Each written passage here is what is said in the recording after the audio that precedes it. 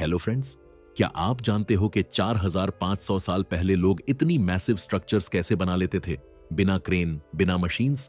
क्या आपने कभी सोचा कि फाराओस को गॉड्स ऑन अर्थ क्यों माना जाता था?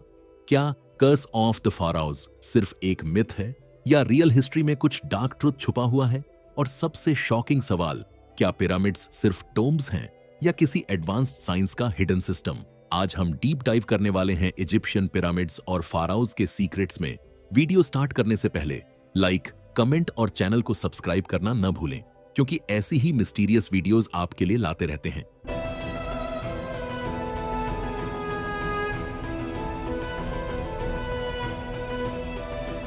व्यूअर्स, सबसे पहले बात करते हैं ग्रेट पिरामिड ऑफ गीजा की।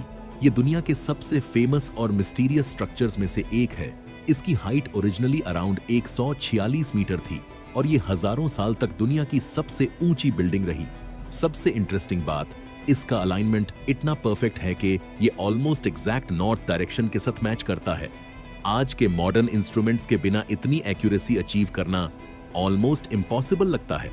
एक्सपर्ट्स कहते हैं कि इस पिरामिड में 2 मिलियन से ज्यादा स्टोन ब्लॉक्स यूज हुए और हर ब्लॉक का वेट 2 से 70 टन तक होता है। सोचो, इतने हेवी ब्लॉक्स को डेजर्ट में मूव करना और फिर इतनी हाइट तक स्टैक करना कैसे पॉसिबल हुआ होगा?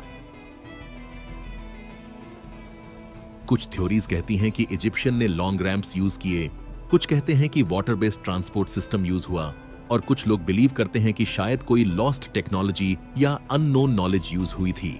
अब बात करते हैं फेरोन की। जैसे कि तूतनखमुन फेरन सिर्फ किंग्स नहीं थे, उन्हें डिवाइन माना जाता था। उनका बिलीफ था कि डेथ के बाद भी लाइफ कंटिन्यू होती है, जिसे वो आफ्टर लाइफ कहते थे। इसीलिए जब कोई फेरो मर जाता था, उसकी बॉडी को केयरफुली प्रिजर्व किया जाता था, जिसे हम ममिफिकेशन कहते हैं।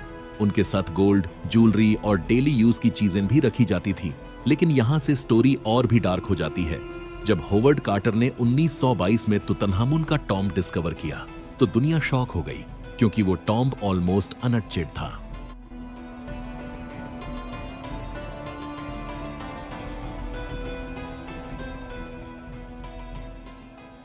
लेकिन कुछ ही टाइम बाद उस एक्सपीडिशन से जुड़े कई लोग स्ट्रेंज तरीके से मरने लगे।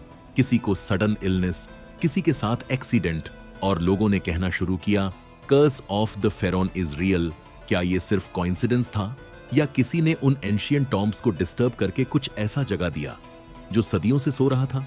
और मिस्ट्रीज यहीं खत्म नहीं होती। मॉडर्न स्कैन्स में पिरामिड्स के अंदर हिडन चेंबर्स और अननोन स्पेसेस डिटेक्ट हुए हैं, ऐसे रूम्स जहां शायद अब तक कोई नहीं गया। कुछ रिसर्चर्स कहते हैं कि पिरामिड्स एनर्जी जनरेट करते थे, कुछ कहते हैं कि ये स्टार्स के साथ अलाइन है। तो सवाल और भी डेंजरस हो जाता है, क्या पिरामिड्स सिर्फ टॉम्ब्स थे या किसी एडवांस्ड टेक्नोलॉजी का हिस्सा?